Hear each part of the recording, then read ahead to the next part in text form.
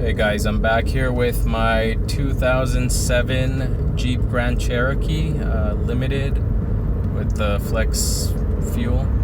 Anyways, what's going on here, as you'll be able to tell here in just a second, the RPMs are very inconsistent. As you can see, it'll go up and down just randomly, and it seems to happen mainly like around 35 miles an hour and up. So this will happen on the freeway as well, which is pretty annoying, and it's probably not very safe. So it also does it when it's idling. So I'm thinking that it's something to do with the idle air control valve, or something else with the air intake, or something with the air system. So we'll see. Alright, so the first thing I'm gonna do is clean up the air intake system. So I've got some mass airflow cleaner, although I don't think Jeeps have a mass airflow sensor, but just in case, and throttle body and air intake cleaner to clean the throttle body back there. And I'm also going to try replacing one part. So this is the idle air control valve, which controls how much air the engine can get during idle times and when the throttle is not being pressed. So the issue seems to happen mostly when you're not pressing very hard on the pedal. Once you floor it, it'll pick back up and go. But when you're not, that's when when the RPMs will drop and come back and drop and come back. So I think it's this. If that doesn't fix it, then there's a few other things you can check. Honestly, with Jeeps, there's so many things that can go wrong with this specific issue with the random sporadic idling. It could be the spark plug. It could be these ignition coils here. It could be the idle or the throttle position sensor, which is also back there right next to this one. But I'm gonna do this one first. If that doesn't work, then I'll do the other one. It could also be random shorting. There could be a wire somewhere that's melted and is shorted, which is completely possible. As you can see here, there's a lot of exposed wiring. It could also be the transmission speed sensors. It could be low transmission fluid. With this, in this case, it's not, because I've already checked it and I've topped it off. I do have a transmission fluid leak down there that I'll have to fix, which you can actually see the two hoses right there that are black that need to be replaced. It could also be the torque converter. I hope it's not. I really hope it's not. Could also just be a bad battery. So there's quite a few things that you can check, but this is the cheapest thing. This is like 10 bucks, and this valve is about 40 bucks. So 50 bucks, and you can try and fix it. If not, then if you've never changed your idle air control valve, then you can do it here. This Jeep has about 120,000 miles, so it's about the time when things are gonna start failing. But anyways, I'm gonna go ahead and take off this box, take off this clamp, take off the air box, which has two bolts on the sides holding it.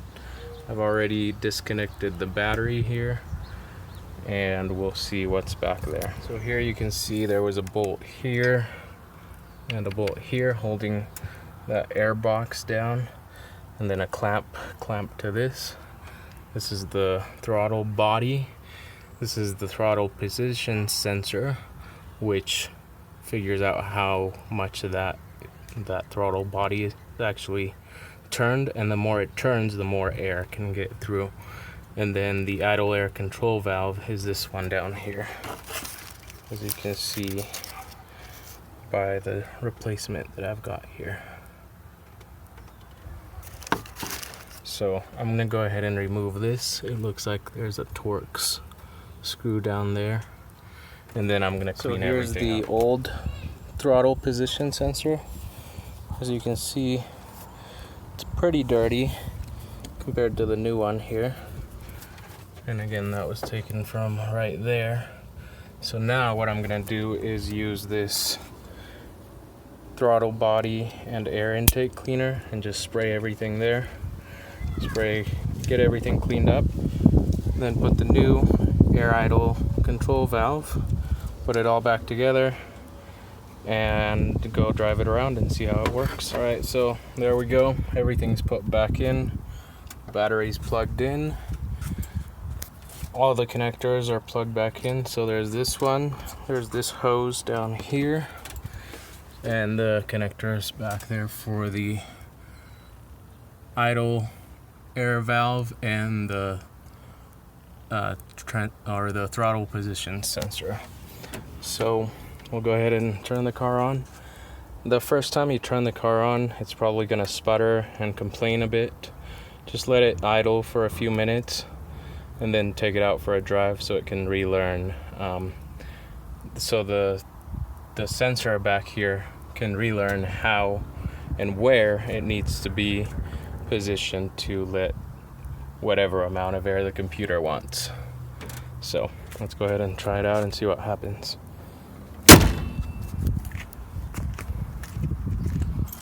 There we go. So here I am. It's been a couple of days since I replaced the AIC.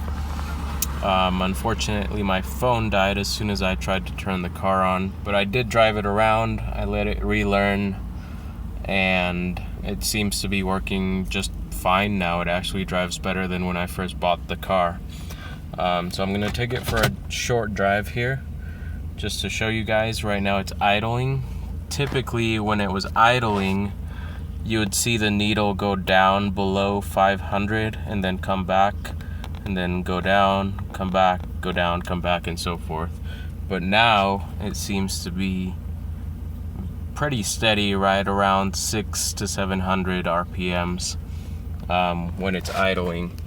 And so let's go and take it for a short drive, and I'll show you that it's not doing what it was doing previously.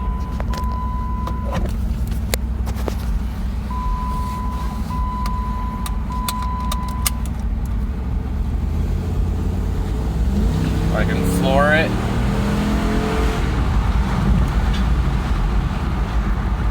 And it behaves just like it was new. So I'm pretty sure that the AIC was faulty. It was starting to fail, and it just needed to be replaced.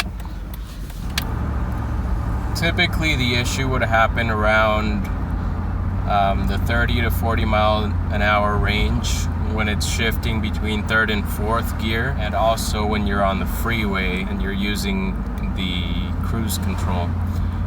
I've used the cruise control on the freeway now. I've driven it quite a few miles now, on the freeway, off-roading, and it seems to be working just fine. So I'm pretty sure the issue was just that AIC. This may or may not fix your specific problem depending on how your Jeep has been maintained. Like I mentioned previously, your Jeep may have other issues such as the transmission speed sensors, spark plugs, ignition coils, etc. But this seems to have fixed mine, and I hope it's able to fix yours as well. So that is it for this video. As always, thanks for watching, and I will see you next time.